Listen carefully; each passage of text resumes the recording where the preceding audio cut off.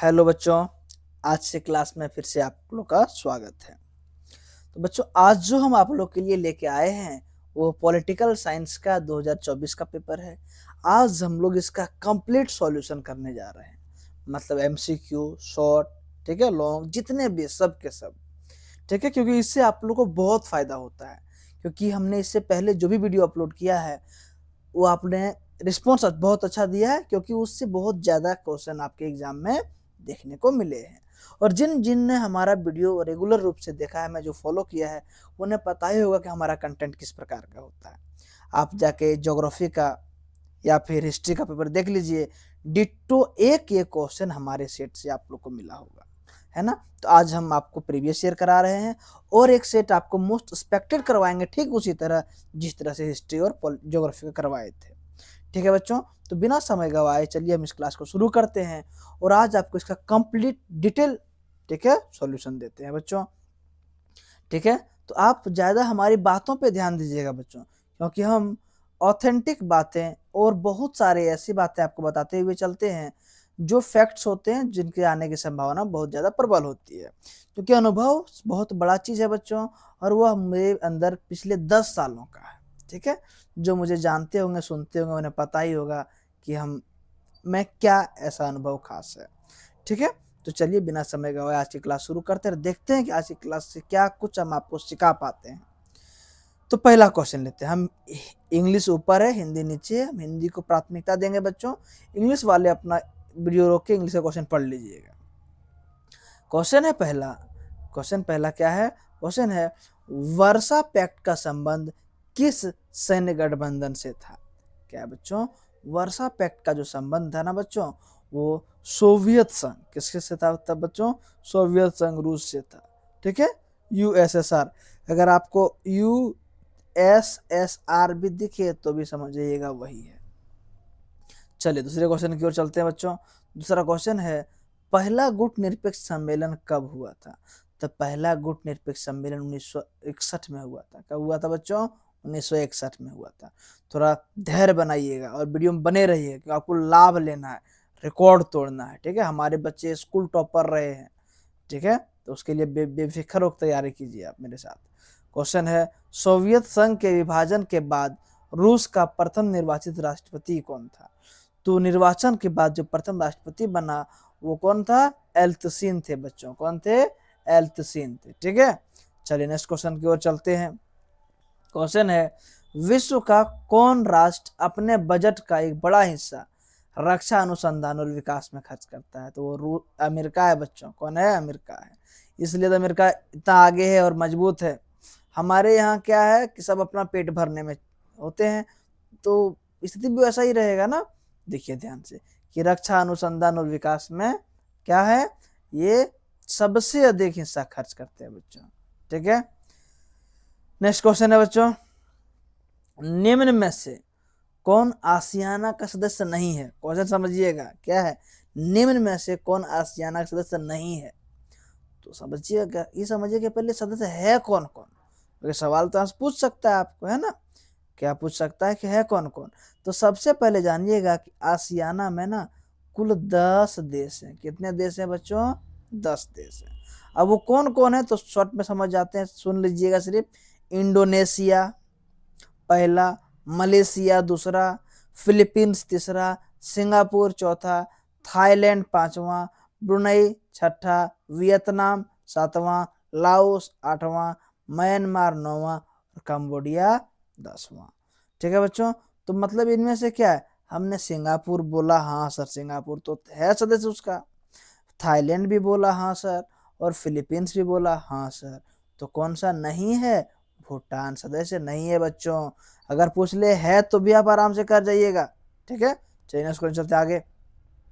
आगे है यूरोपीय, क्वेश्चन है, यूरोपीय आर्थिक समुदाय की स्थापना कब हुई? तो यूरोपीय आर्थिक समुदाय का जो स्थापना हुआ था बच्चों, वो 1957 में हुआ था। कब? 1957 में। अगर आपसे डेट पूछ ले इसका तो 25 मार्च। कौन सा है? 25 मार्च 1957 है बच्चों। कौन? 25 मार्च 1957 है।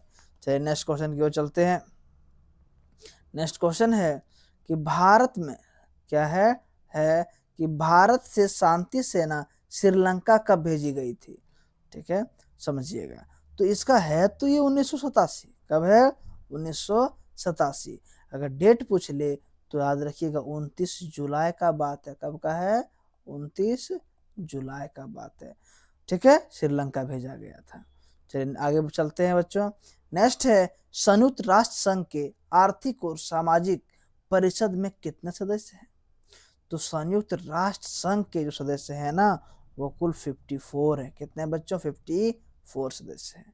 नेक्स्ट क्वेश्चन है कि सुरक्षा परिषद में कितने अस्थायी सदस्य हैं?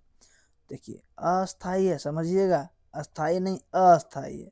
तो जो अस्थायी सदस्य जो है ना वो 10 है। कितने बच्चों? 10 हैं, समझिएगा।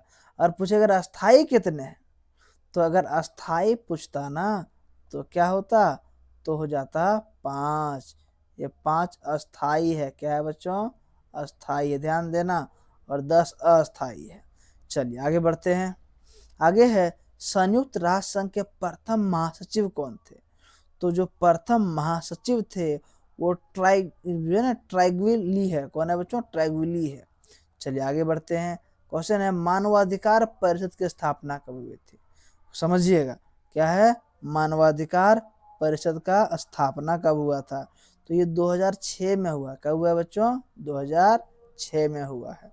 आगे है कि हम लोग विश्व पर्यावरण दिवस कब मनाते हैं? तो 5 जून को। बच्चा वाला सवाल है आप लोग के लिए। ठीक है, नेक्स्ट क्वेश्चन। हाँ, ये 14 फरवरी आज का डेट थोड़ा ध्यान दीजिएगा। जब वीडियो हम रात में शूट कर रहे हैं 14 फरवरी का ही डेट चल रहा है। ठीक है, तो आज ब्लैक डे है। लोग वैलेंटाइन डे मनाते हैं पर हम लोग राष्ट्र देशभक्त हैं तो हम लोग ब्लैक डे मनाते हैं बच्चों। ठीक है, चलिए आगे चलते हैं। आगे है कि 13 नंबर है भारतीय प्रतिभूति एवं विनिमय बोर्ड की स्थापना कब हुई थी? क्या है? भारतीय प्रतिभूति और विनिमय बोर्ड की स्थापना 1992 में हुआ है बच्चों।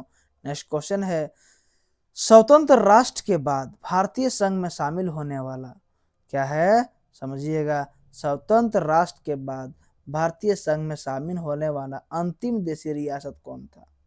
देखिए आंसर तो हैदराबाद है। क्या है बच्चों? हैदराबाद है। ठीक है, स्वतंत्रता के बाद।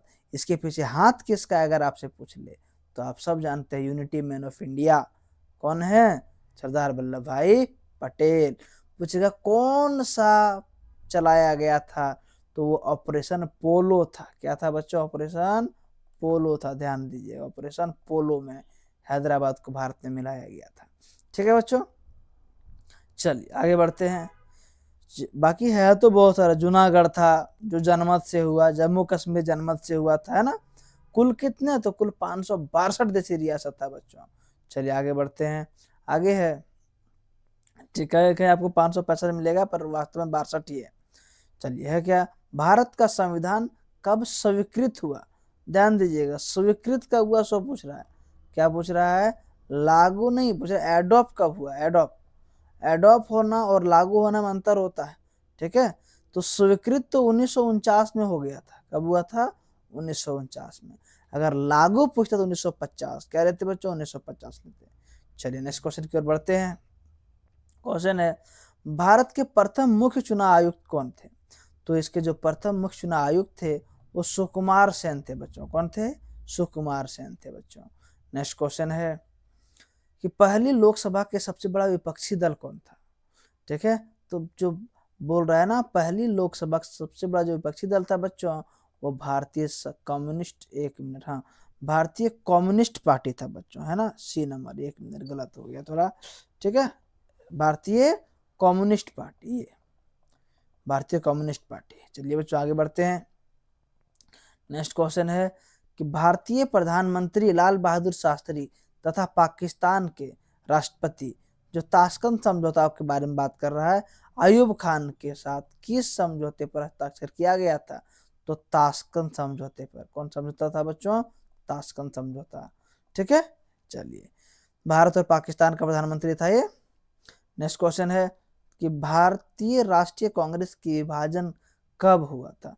तो भारतीय राष्ट्रीय कांग्रेस का जो विभाजन हुआ था ना बच्चों वो 1969 में हुआ था। कब? 1969 में। नेक्स्ट क्वेश्चन है कि जब 1975 में देश में आपातकाल लागू किया गया था तो भारत का राष्ट्रपति कौन था?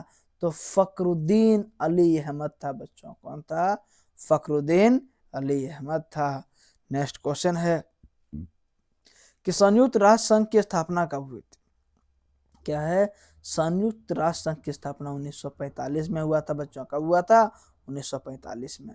नेक्स्ट क्वेश्चन है कि द्वितीय पंचवर्षीय योजना किसके द्वारा तैयार किया गया था? तो पीसी महालनोबिस द्वारा। किससे? पीसी महालनोबिस द्वारा बच्चों।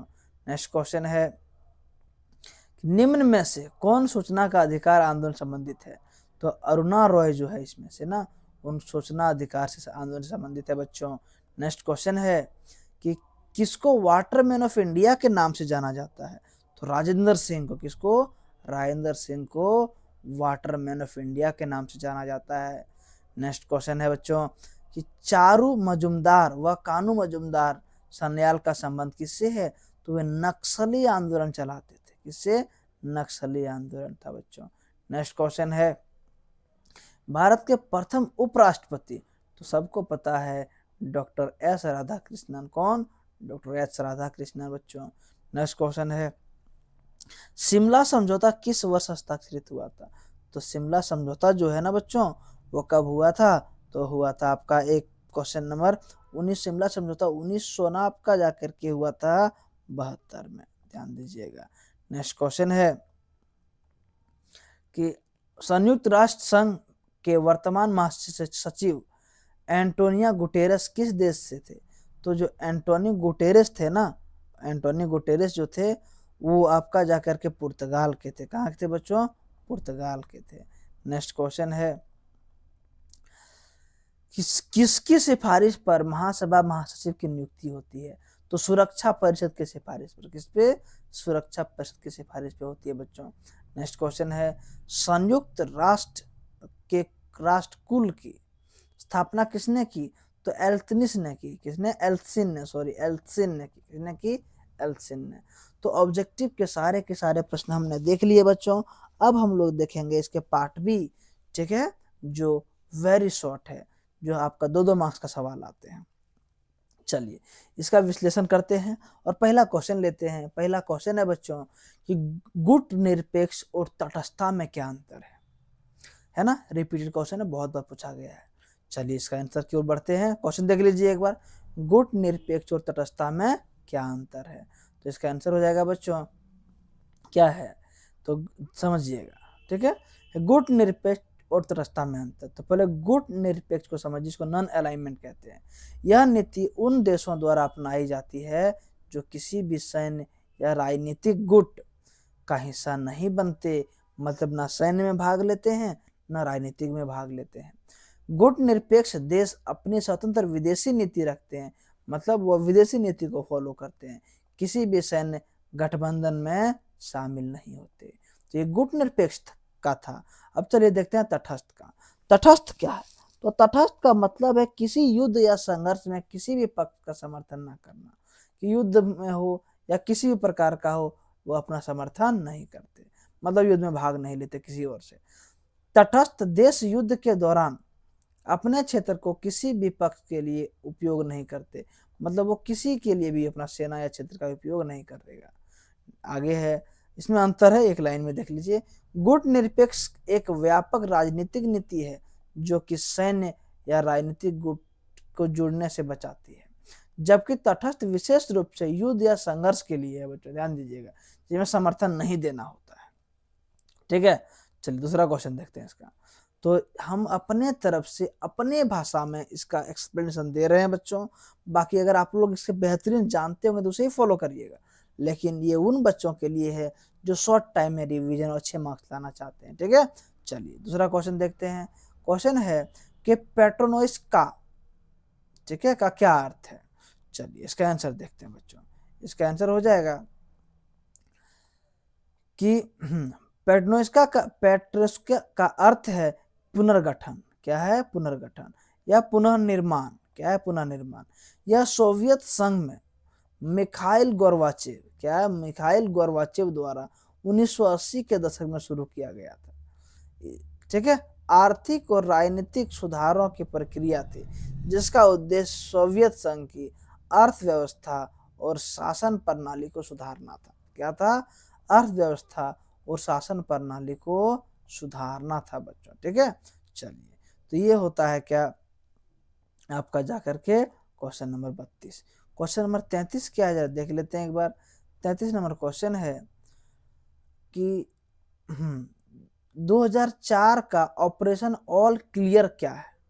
ठीक है, ऑपरेशन ऑल क्लियर, चलिए देखते हैं। एक मिनट, क्वेश्चन अच्छा 2 बार हो गया है क्या रिपीट ये? कुछ लग रहा है। 1 मिनट बच्चों, क्वेश्चन नंबर 34 ही है ना? 33 क्या है? ऑपरेशन ऑल क्लियर का अर्थ क्या है? अच्छा, इस क्वेश्चन को बाद में देख लेंगे, इसका हमने शायद यहाँ लिखा है, आगे पीछे हो गया, हम देख लेते हैं। चलिए नेक्स्ट क्वेश्चन लेते हैं पहले। अधिकांश भारतीय रियासतों के शासकों ने भारतीय संघ में अपने विलय के लिए एक सहमति पत्र पर हस्ताक्षर किया। यह सहमति पत्र को क्या कहा गया था? तो वह सहमति पत्र के बारे में पूछ रहा है। चलिए देखते हैं इसका आंसर। ठीक है, तो बोला जाता है क्या कि यही उसका आंसर है, थोड़ा आगे पीछे हो गया, समझिएगा। कंसेंट लेटर, क्या नाम दिया गया था उसको? कंसेंट लेटर मतलब सहमति पत्र, जिसे अंग्रेजी में इंस्ट्रूमेंट ऑफ एक्शन कहा जाता है। यह एक महत्वपूर्ण दस्तावेज है जिसका उपयोग भारतीय रियासतों के भारत संघ में विलय के लिए किया गया था। इस दस्तावेज पर रियासतों के शासकों द्वारा हस्ताक्षर किए जाते थे जिनमें उन्होंने भारत के साथ अपने राज्य के विलय की सहमति दी थी। यह प्रक्रिया मुख्य रूप से 1947 से 48 के दौरान हुई थी। ठीक है बच्चों, जब भारत स्वतंत्र हुआ, विभिन्न रियासतों को भारत में शामिल होने के लिए आमंत्रित किया गया। इस पत्र पर शासक ने यह स्वीकार किया कि उनका राज्य भारत के संघ का हिस्सा बनेगा और वे भारतीय संविधान के अधीन रहेंगे बच्चों। ठीक है, चलिए नेक्स्ट क्वेश्चन देखते हैं, समझिएगा, इसको ध्यान से कर जाइएगा एक बार।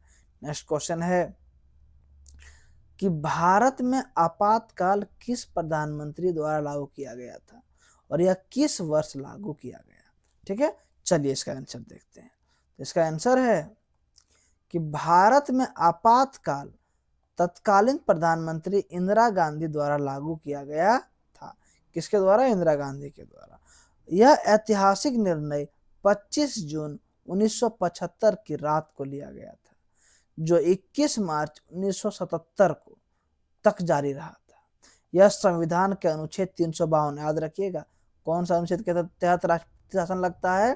तो 352 के तहत अंतरित अशांति के आधार पर घोषित किया गया था बच्चों। ठीक है, जिसके तहत नागरिक अधिकार और प्रेस की स्वतंत्रता सीमित कर दी गई थी। नागरिक का अधिकार और प्रेस की स्वतंत्रता को भी सीमित कर दिया गया था। चलिए चलते हैं नेक्स्ट क्वेश्चन की ओर बच्चों। ठीक है, हमें उम्मीद है कि आप लोगों को पसंद आ रहा हो क्लास, क्योंकि हमने क्लास में मेहनत किया है। चलिए नेक्स्ट क्वेश्चन है, तीसरा विश्व किसे कहते हैं? तो तीसरा जो विश्व है ना बच्चों, चलिए देखिए, तीसरा विश्व किसे कहते हैं? तो तीसरा विश्व शब्द का अर्थ है उन देशों के लिए किया जाता है जो ना तो पूंजीवादी, ठीक है, मतलब पश्चिमी देश के बारे में बोल रहा है, ठीक है, में आते हैं, ना ही सोवियत संघ के कम्युनिस्ट देश में। ये देश सामान्यतः विकासशील होते हैं। कैसे होते हैं? ना विकसित होते हैं, ये विकासशील होते हैं। और इनमें अफ्रीका, एशिया, लैटिन अमेरिका के कई देश शामिल है बच्चों। भारत भी इसी में आता है एक तरह से। संक्षेप में कहें तो तीसरा विश्व के विकासशील देश हैं जो आर्थिक, सामाजिक और राजनीतिक रूप से पिछड़ जाते हैं, जिनका विकास अभी भी प्रगति के चरण में है, प्रगति चल रहा है बच्चों। चलिए नेक्स्ट क्वेश्चन देखते हैं बच्चों। क्वेश्चन है कि किस वर्ष और किनके बीच पंजाब समझौता पर हस्ताक्षर हुआ था? पंजाब समझौता का बात कर रहा है। ठीक है, चलिए देखते हैं इसका आंसर। इसका आंसर हो जाएगा, ठीक है,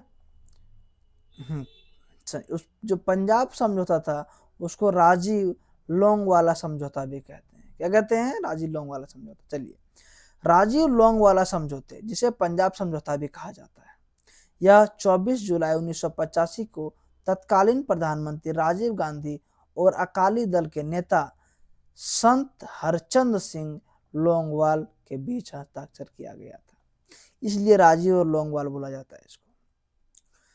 इस समझौते का उद्देश्य पंजाब में शांति लाना था, जो सिख चरमपंथियों द्वारा अलग राज्य की मांग से संबंधित गंभीर आतंकवाद और विद्रोह का सम्मान कर रहा था बच्चों। ठीक है, चलिए आगे बढ़ते हैं।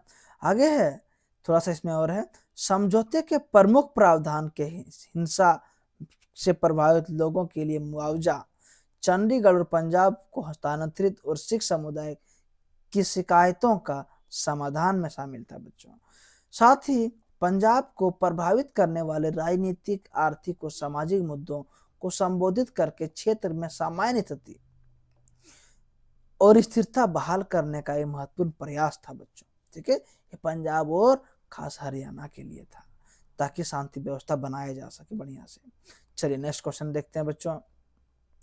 नेक्स्ट क्वेश्चन है कि भारत में वैश्वीकरण के 2 सकारात्मक प्रभाव लिखे। मोस्ट इंपोर्टेंट है सारे बच्चों, ध्यान दीजिएगा। और 24 का पेपर है ना, 25 का नहीं, इसलिए ये अपने आप में मोस्ट इंपोर्टेंट है। चलिए देखते हैं इसका आंसर क्या हो सकता है। ठीक है, क्वेश्चन है भारत में वैश्वीकरण का सकारात्मक प्रभाव। पहला, इसको पॉइंट बना दे कि टॉपर नोट्स ऐसा ही बनाते हैं। आर्थिक विकास में वृद्धि, पहला क्या, आर्थिक विकास में वृद्धि होना चाहिए।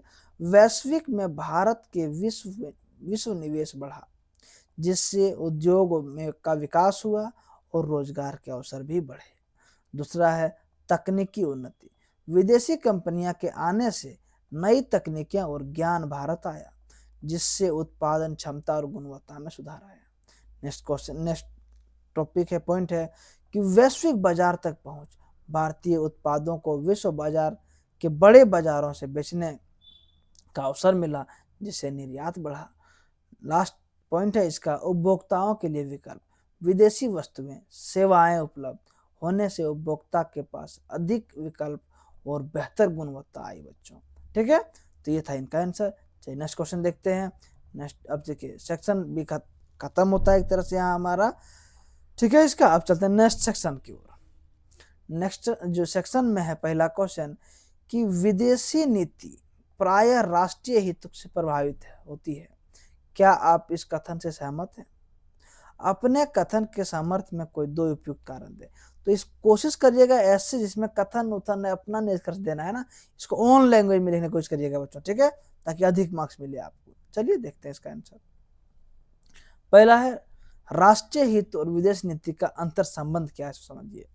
राष्ट्रीय हित किसी देश के वह उद्देश्य और प्राथमिकताएं होती है जो उसके सामाजिक, आर्थिक, राजनीतिक, सुरक्षा संबंधी हितों को सुरक्षित और बढ़ावा देने के लिए आवश्यक होती है। ये हित देश की संप्रभुता, सुरक्षा, आर्थिक विकास, सांस्कृतिक पहचान और अंतर्राष्ट्रीय प्रतिष्ठा से जुड़ा हुआ होता है। ठीक है, आगे है विदेश नीति वह राजनीति है और दिशा निर्देश होता है जिसके माध्यम से कोई देश अपने राष्ट्रीय हितों की पूर्ति के लिए अन्य देशों के साथ संबंध स्थापित करता है, बातचीत करता है और अंतर्राष्ट्रीय मामलों में अपना भूमिका निभाता है। ठीक है बच्चों, अब चलिए 2 पॉइंट देखते हैं। इसका पहला पॉइंट है राष्ट्रीय हित विदेश नीति का आधार होता है। विदेश नीति का निर्माण, क्रियान्वयन राष्ट्रीय हितों की रक्षा और संवर्धन के लिए किया जाता है। बिना स्पष्ट राष्ट्रीय हितों के विदेश नीति का कोई उद्देश्य नहीं होता। ठीक है, जब तक कोई स्पष्ट क्या हो, नीति ना हो। नेक्स्ट पॉइंट है इसका, विदेश नीति राष्ट्रीय हितों को साकार करने का माध्यम है। विदेश नीति के माध्यम से देश अपने हित के अंतर्राष्ट्रीय स्तर पर सुरक्षित करता है, जैसे कि सुरक्षा समझौता, आर्थिक सहयोग और कूटनीतिक संबंध। 2 ही पॉइंट बोला पर हम 3 पॉइंट डाल दिए हैं, 4 पॉइंट, ताकि आप अगर पॉइंट बढ़ा घटा दे आप एडजस्ट कर सकें। तो ये 2 पॉइंट आप वीडियो रोक के देख लीजिएगा, वरना वीडियो एक तो ऐसे भी लंबा हो रहा है बच्चों। चलिए चलते हैं नेक्स्ट क्वेश्चन की ओर देखते हैं। नेक्स्ट क्वेश्चन है श्वेत क्रांति क्या है? उस व्यक्ति का नाम बताएं जिसने यह क्रांति शुरू की थी। ठीक है, चलिए इसका आंसर देखते हैं। है श्वेत, यह क्रांति होगा, क्राइट लिखा गया है। श्वेत क्रांति जिसे दूध क्रिएशन भी कहा जाता है, क्योंकि श्वेत क्रांति दूध से ही संबंधित है। भारत में दूध उत्पादन को बढ़ाने के लिए एक आंदोलन किया गया था है। इसकी शुरुआत 1970 के दशक में हुआ था। इसका मुख्य उद्देश्य दूध की उत्पादन क्षमता बढ़ाना और ग्रामीण अर्थव्यवस्था को मजबूत बनाना था। इस क्रांतिकारी का नेतृत्व डॉक्टर वर्गीस कुरियन ने गुजरात सहयोगी किण्वन संघ, जिसको अमूल कहते हैं, की स्थापना की थी। इस आंदोलन ने भारत को दूध उत्पादन में आत्मनिर्भर बनाया। इससे विश्व के सबसे बड़े दूध उत्पादक देश में से एक बनाया गया। ठीक है, बहुत इंपॉर्टेंट है अपने आप में बच्चों। चलिए नेक्स्ट क्वेश्चन की ओर चलते हैं हम लोग। और नेक्स्ट क्वेश्चन है सोवियत प्रणाली क्या थी? ठीक है, सोवियत प्रणाली क्या थी? आंसर है सोवियत प्रणाली एक राजनीतिक और आर्थिक प्रणाली थी जिसे सोवियत यूएसएसआर में लागू किया गया था। यह प्रणाली साम्यवादी अलगाव पर आधारित थी, जिसमें राज्य में सभी उत्पादों के स्वामित्व रखा था। इसका उद्देश्य समाज में अनुकूल और वर्ग निरपेक्ष स्थापित करना था। सोवियत प्रणाली में एक राष्ट्रीय का शासन था जो कम्युनिस्ट पार्टी थी। इस प्रणाली के अंतर्गत सभी आर्थिक संकटों का नियमन राज्य द्वारा किया गया था। ठीक है बच्चों, आगे है सोवियत प्रणाली एक साम्यवादी राजनीतिक और आर्थिक प्रणाली थी जिसमें राज्य के सभी उत्पादों के स्वामित्व था और एक पार्टी का शासन था बच्चों। ठीक है, चलिए चलते हैं आगे। आगे है कि वैश्वीकरण या वैश्विक पर्यावरण पर किन्हीं 3 खतरों का उल्लेख करना है। ठीक है, वैश्विक पर्यावरण पर किन्हीं 3 खतरों का उल्लेख करना है। चलिए पॉइंट है, आंसर देखते हैं इसका। आंसर है वैश्विक पर्यावरण पर किन्हीं 4 खतरा बताइए। 3 था, हम 4 ले लिए ताकि एक एक्स्ट्रा ही पढ़िए आप लोग। पहला है तापमान में वृद्धि से तूफान, बाढ़, जंगल की आग, सूखा और लू के खतरे की आशंका होती है। दूसरा है ग्रीन हाउस गैसों की अधिकता के कारण ओजोन परत में छिद्र होता है जिससे मानवीय जीवन में खतरा मंडराता है। तीसरा है वैश्वीकरण ताप वृद्धि के कारण ग्लेशियर पिघल रहे हैं जिससे परिणाम स्वरूप समुद्री जल के स्तर बढ़ रही है। वायुमंडल में carbon dioxide, hydrochlorocarbon, carbon monoxide, methane gas जैसी अधिकता है के कारण अम्लीय वर्षा हो सकती है जो कृषि के लिए हानिकारक है। ठीक है बच्चों, चलिए 4 पॉइंट हो गया इसका। चलिए नेक्स्ट क्वेश्चन की ओर चलते हैं। नेक्स्ट क्वेश्चन है सामाजिक और आर्थिक न्याय का क्या अर्थ है? चलिए देखते हैं इसका आंसर है सामाजिक और आर्थिक न्याय का अर्थ। पहले परिभाषा देखते हैं इसका कि सामाजिक न्याय का अर्थ है कि समाज के सभी लोगों का सम्मान करना, समान अवसर, भेदभाव मुक्त जीवन, आर्थिक न्याय का अर्थ। ठीक है, ये था क्या सामाजिक का। आर्थिक न्याय का अर्थ सभी प्रशिक्षकों और अवसरों को न्यायपूर्ण वितरण ताकि कोई शोषण ना हो और हर व्यक्ति की मूल आवश्यकताएं पूरी हो सके। ठीक है, चलिए देखते हैं क्या क्या है इसमें। पहला सामाजिक न्याय, जाति, धर्म, भाषा, क्षेत्र के आधार पर भेदभाव नहीं होना चाहिए। अवसर की लाभ प्राप्तता, शिक्षा, रोजगार, स्वास्थ्य का सम्मान, ठीक है, पहुंच, मानव सम्मान और मानवाधिकार की सुरक्षा था। फ्रेंचाइजी उत्पाद, क्रीम का संरक्षण था। संपत्ति एवं आय का न्यायपूर्ण वितरण था बच्चों। आगे है शोषण मुक्त श्रम, जिसमें न्यूनतम वेतन ये सब नहीं होना चाहिए। सामाजिक सुरक्षा से पेंशन, बीमा, जन कल्याण योजना, ये सारे बच्चों। ठीक है, तो ये थे इसके आंसर। चलिए नेक्स्ट क्वेश्चन की ओर देखते हैं।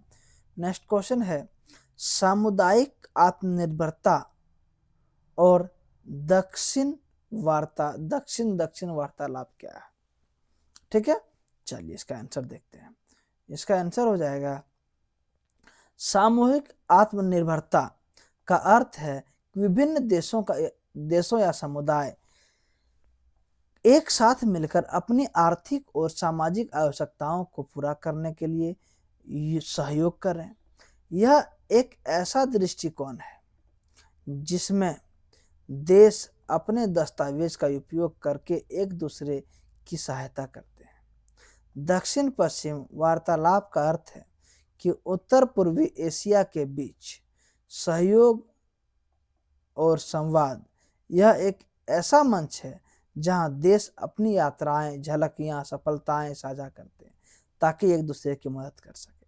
ठीक है, चलिए आगे देखते हैं बच्चों।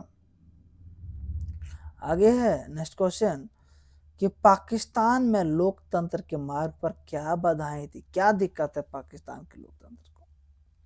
ठीक है, चलिए देखते हैं इसका आंसर।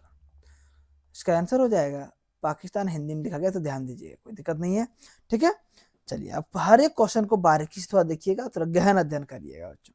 क्वेश्चन आंसर है पाकिस्तान लोकतंत्र को स्थायित्व तो नहीं मिला अभी तक। बेशक वहां स्वतंत्र और प्रभावकारी प्रेस भी है और लोगों में लोकतंत्र के प्रति विश्वास भी। वहां सैन्य शक्ति स्थापित होने और लोकतंत्र के मजबूत होने से रोकने के निम्नलिखित कारण होते हैं। एक कारण नहीं, ढेर से। पहला देखिए, पाकिस्तान में आरंभ से ही सैन्य शक्ति पर नागरिक का प्रशासन कोई नियंत्रण नहीं है। मतलब सेना का वहां के नागरिकों पर कोई खास नियंत्रण नहीं है। दूसरा पॉइंट है, पाकिस्तान के सामाजिक व्यवस्था में भूस्वामियों, कट्टरपंथियों, धार्मिक नेताओं तथा सेना का दबदबा और अवसर मिलते ही सैन्य शक्ति नागरिक प्रशासन पर प्रभावी होता है। मतलब नागरिक ही सेना पे चढ़े हुए रहते हैं। नेक्स्ट क्वेश्चन है पाकिस्तान, स्टॉप पॉइंट है इसका, पाकिस्तान में सामाजिक दल युद्ध शुद्ध राजनीतिक तथा आर्थिक मुद्दों पर आधारित नहीं है और इनमें आपसी खींचातानी बनी रहती है जिसका लाभ सैनिक अधिकारी उठाते हैं। जनता भी इसकी खींचातानी से तंग आ जाती है बच्चों। ठीक है, आगे है तो नेक्स्ट पॉइंट, लोकतांत्रिक सरकारों में भी विदेशी सहायता पर मजे करती आई है क्योंकि अपना कोई खास चीज है नहीं इसके पास। देश में सामाजिक आर्थिक विकास की ओर ध्यान नहीं देती। जनता प्रशासन के प्रति असंतोष बना रहता है, तो कहां से देश डेवलप करेगा। एक तरह से निर्वाचित सरकार भ्रष्टाचार मुक्त प्रशासन का स्थापित नहीं कर पाई है और उनके काल में राजनीतिक दल अपने हित पूर्ति को प्राथमिकता देते रहे तब भ्रष्टाचार बढ़ावा जाता है। ठीक है, और सैनिकों में शक्ति का लाभ उठाकर जनता भ्रष्टाचार समाप्त करके स्वच्छ शासन का वायदा तो देती है पर कर नहीं पाती है। चलिए चलते हैं नेक्स्ट क्वेश्चन की ओर बच्चों।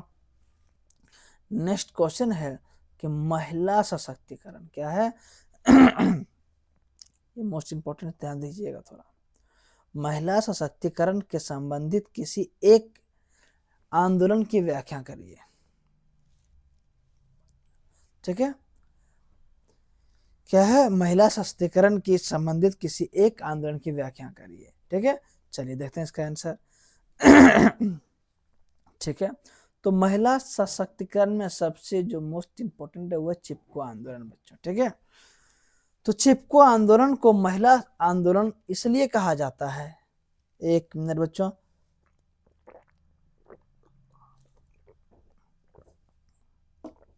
ठीक है, थोड़ा पानी पी लेते हैं। क्या, चिपको आंदोलन को महिला आंदोलन इसलिए कहा जाता है क्योंकि इस आंदोलन में महिलाओं की सक्रिय भूमिका भाग ली है।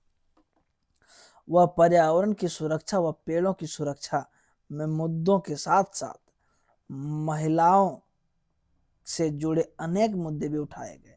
चिपको आंदोलन में महिलाओं ने शराब, ताड़ी, दहेज, महिलाओं पर पुरुष द्वारा किया गया शारीरिक व मानसिक शोषण जैसे मुद्दे भी उठाए। इस आंदोलन से महिलाओं ने वन अधिकारियों व ठेकेदारों द्वारा किए गए गलत कार्यों को भी उजागर किया तथा उनके परिवार के पुरुष को नशे की लत डालकर किसी प्रकार से उसके परिवार का आर्थिक संकट में डाल रहे थे। अतः ये सभी प्रश्न महिलाओं को प्रभावित कर रहे थे, जिससे महिलाओं ने इस आंदोलन में सक्रिय भूमिका निभाई थी। मतलब उनके घरों के गार्जियन को नशा का डाल डाल के क्या किया था, जो है ना आंदोलन को मतलब पर्यावरण को हानि पहुंचाना चाहता, पेड़ को काटना चाह रहा था। ठीक है, चलिए नेक्स्ट क्वेश्चन देखते हैं। ठीक है, ये हमारा सेक्शन कंप्लीट हुआ। नेक्स्ट सेक्शन की ओर चलते हैं। चलिए, पहला क्वेश्चन है कि राज्य पुनर्गठन आयोग का क्या काम था, इसकी प्रमुख सिफारिशें क्या थी। ठीक है, देखते हैं इसका आंसर।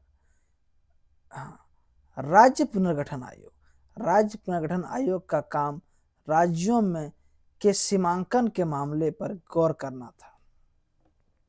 इसकी प्रमुख सिफारिशें यह थी कि राज्य की सीमाओं का निर्धारित वहां बोली जाने वाली भाषा पर आधार था होना चाहिए। इस आयोग के रिपोर्ट के आधार पर 1956 में राज्य पुनर्गठन अधिनियम पास हुआ था।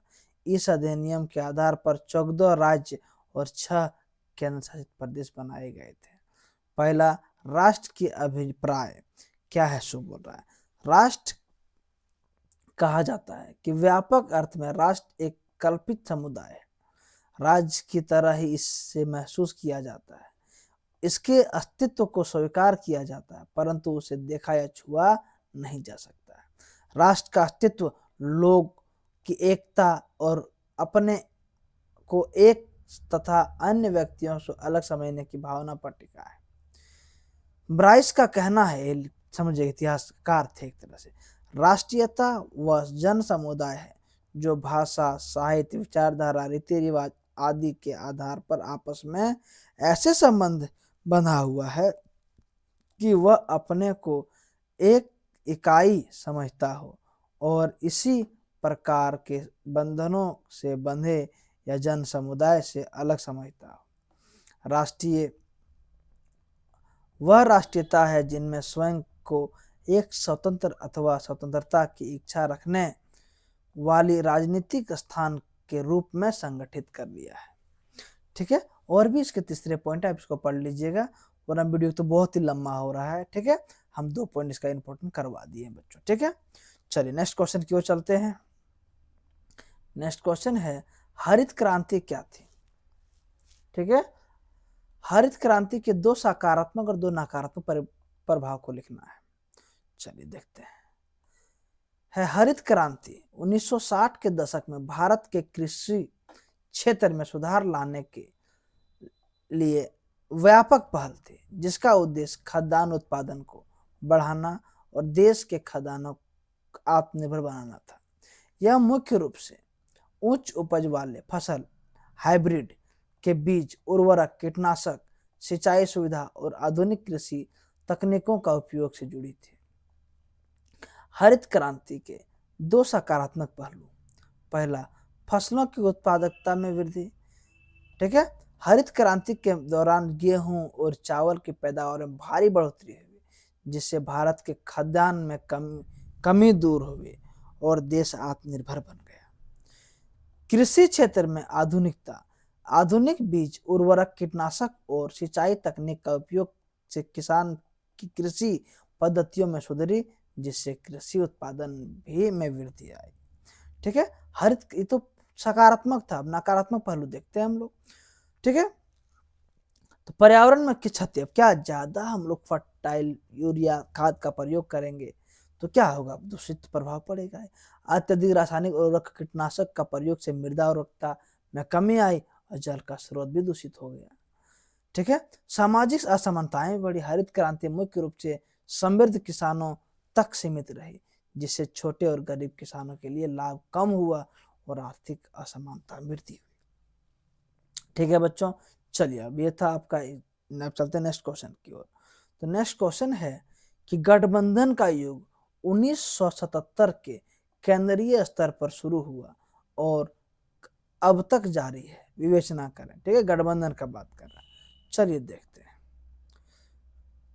अच्छा 19, 1 नंबर, 49 नंबर जो क्वेश्चन है बच्चों, है ना, ये ऑन क्वेश्चन है, इसको आप खुद से करिएगा, और नहीं तो इसका वीडियो हम क्या करेंगे, अगले क्लास में इसका आंसर को हम डाल देंगे, आप देख लीजिएगा, क्योंकि ये क्वेश्चन थोड़ा, ठीक है, जिस टाइप का क्वेश्चन है ना, ये कोई सटीक है नहीं इस तरह का, ठीक है। इसका हम आंसर अगले क्लास वीडियो में अपलोड कर देंगे, आप उसमें देख लीजिएगा, पिन कर देंगे आप लोग।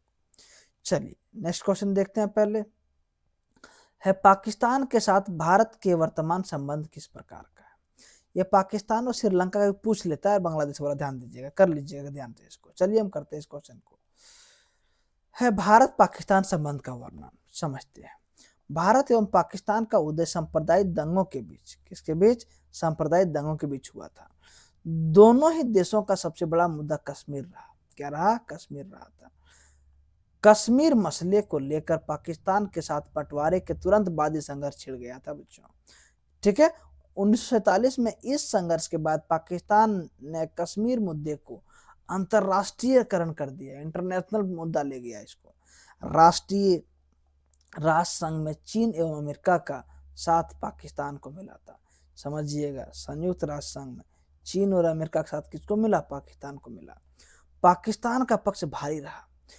कश्मीर के सवाल पर हुए संघर्ष के बावजूद भारत और पाकिस्तान ने मिलजुल कर प्रयास किया कि बंटवारे के समय जो महिलाएं अपहरित हुई, जिन्हें अपने परिवार के पास लौटाया जा सके, विश्व बैंक के मध्यस्थ से नदी जल की हिस्सेदारी को लेकर चला आ रहा था, ठीक है।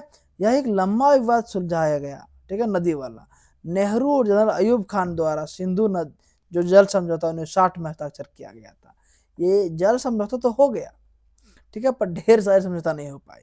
संबंधों में गर्मा गर्मी के बावजूद संधि के ठीक ठाक अमल हो रहा था। दोनों पक्षों के बीच 65 में कई ज्यादा गंभीर किस्म के सैन्य संघर्ष की शुरुआत हुई। इस वक्त लाल बहादुर शास्त्री भारत के प्रधानमंत्री थे। 1965 के अप्रैल में पाकिस्तान के गुजरात कस्बे इलाके में रन में सैनिक हमला बोला, जो आप शायद मूवी देखे होंगे, ये था ना, शायद कच्छ का कोई मूवी था जिसमें, ठीक है, आया था, देखे होंगे आप लोग शायद। इसके बावजूद जम्मू कश्मीर में उसने अगस्त सितंबर के महीने में बड़े पैमाने पर हमले कर दिए। पाकिस्तान के नेताओं की उम्मीद थी कि जम्मू कश्मीर की जनता उसका समर्थन करेगी, लेकिन ऐसा नहीं हुआ। कश्मीर के मोर्चे पर पाकिस्तान सेना की बढ़त को रोकने के लिए प्रधानमंत्री लाल बहादुर शास्त्री ने पंजाब की सीमा की तरफ से जवाबी हमला करने की आदेश दिया, ठीक है।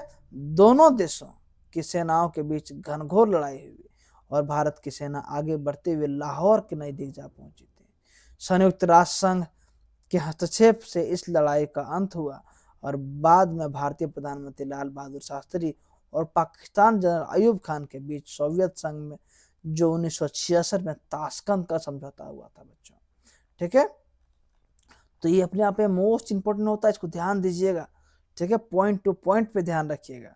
चलिए नेक्स्ट और लास्ट क्वेश्चन देखते हैं, शायद लास्ट ही होगा, नहीं लास्ट नहीं है। चलिए यह प्रश्न देखते हैं। हालांकि संयुक्त राष्ट्र संघ युद्ध और इससे उत्पन्न विवादों को रोकने का नाकाम रहा, लेकिन विभिन्न सभी देश अभी भी इसे बनाए रखना चाहते हैं। संयुक्त राष्ट्र संघ के ऐसे अपरिहार्य संगठन मानने का क्या कारण है, तो चलिए देखते हैं इसका आंसर। कारण यह सत्य है कि जीवन काल में 65 वर्ष के संयुक्त राष्ट्र संघ के वैश्विक अनेक भाग छिड़ गए। अनेक राष्ट्र मध्य संघर्ष, झगड़े और युद्ध को पूरी तरह से नहीं रोका सका, क्योंकि इतना आसान थोड़ी है किसी युद्ध को रोकना। यह भी यही है कि प्रत्येक युद्ध दुष्परिणाम प्रभावित लोगों का ज्ञान, जान माल, सम्मान की हानि के रूप में झेलना पड़ता है। इसे भी संयुक्त राष्ट्र संघ नहीं रोक सका, कुछ नहीं रोक सका, ठीक है बच्चों। परंतु इसके बावजूद संयुक्त राष्ट्र संघ अपनी पूर्ववर्ती संस्था राष्ट्रीय संघ की तरह दूसरे विश्व युद्ध के बाद असफलता नहीं हुआ था, तीसरे विश्व युद्ध का साकार रूप नहीं होने दिया था। हाँ, रोका तो कुछ जरूर। चलिए पॉइंट में समझते हैं, क्योंकि आपको ऐसा ही लिखना है। संयुक्त राष्ट्र संघ संगठन के बिना दुनिया 7 अरब से भी अधिक लोग रहने की कल्पना नहीं कर सकते, अगर संगठन नहीं होगा तो, ठीक है। दूसरा पॉइंट है संयुक्त राष्ट्र संघ की कुछ कमियां हैं, परंतु इनके बिना विश्व और बोलता है खस्ताहाल होगा। आज विभिन्न समाजों का मुद्दे के बीच आपसी तर जुड़े हुए हैं। संयुक्त राष्ट्र संघ अमेरिका और बाकी दुनिया के बीच विभिन्न मुद्दों पर बातचीत कायम कर सकता है। संयुक्त राष्ट्र संघ के साथ ऐसा मंच है जहां अमेरिका रवैये नीतियां कुछ नियंत्रण लगाया जा सकता है, क्योंकि अगर संयुक्त राष्ट्र संघ नहीं रहेगा ना, सब देश अपना मनमानी करने लगेगा। तो खास वही कारण है। चलिए आगे देखते हैं। आज संयुक्त राष्ट्र संघ के 192 देश इसके सदस्य बने हुए। कितना है? लगभग देश है। यह दुनिया का सबसे बड़ा प्रभावशाली अंतरराष्ट्रीय मंच है। यहाँ पर अंतरराष्ट्रीय शांति, सुरक्षा, सामाजिक और आर्थिक समस्याओं का पर खुले मस्तिष्क से वाद विवाद विचार विमर्श होता है। निसंदेह इस राष्ट्रीय वातावरण का सौहार्दपूर्ण बनाए रखना प्रशासनिक मदद मिली थी। ठीक है बच्चों, हाँ एक पॉइंट और देख लेते हैं। यह सही है कि कुछ राष्ट्र के पास अणु और परमाणु बम तो हैं, लेकिन यह भी है कि बड़ी शक्तियां के प्रभाव के कारण पर्याप्त सीमा तक सर्वाधिक भयंकर हथियार का निर्माण और राजनीतिक जैविक हथियार प्रयोग में निर्माण में रोक की सफलता मिली है। वरना सब परमाणु बम और अणु बम बना रखा है, एक दूसरे पे उड़ाएगा, दुनिया ही खत्म। तो संयुक्त राष्ट्र संघ क्या करता है? इस पे कंट्रोल रखता है बच्चों। एक और देख रहे थे। आज साम्यवादी विचारधारा लगभग शांत है। सोवियत संघ और चीन सहित अनेक पूर्ववर्ती यूरोपीय देश वैश्वीकरण, उदारीकरण और नीतियां आर्थिक नीति और अर्थव्यवस्था की ओर बढ़ रहे हैं। ठीक है, आगे एक पॉइंट और है, इसको पढ़ लीजिएगा और वीडियो बहुत ज्यादा लंबा हो जाएगा बच्चों। चलिए आगे बढ़ते हैं, देखते हैं नेक्स्ट क्वेश्चन क्या है हमारा। नेक्स्ट क्वेश्चन है और अंतिम क्वेश्चन है, सोवियत संघ के विघटन के मुख्य कारण क्या थे? इसका प्रभाव क्या पड़ा? देखिए, ठीक है, ये पॉइंट है, इसको फिर पढ़ लीजिएगा थोड़ा सा। है सोवियत संघ के विघटन के कई कारण थे। इनमें मुख्य कारण क्या क्या है? आर्थिक समस्याएं। सोवियत संघ की अर्थव्यवस्था धीमी और असफल हो रही थी।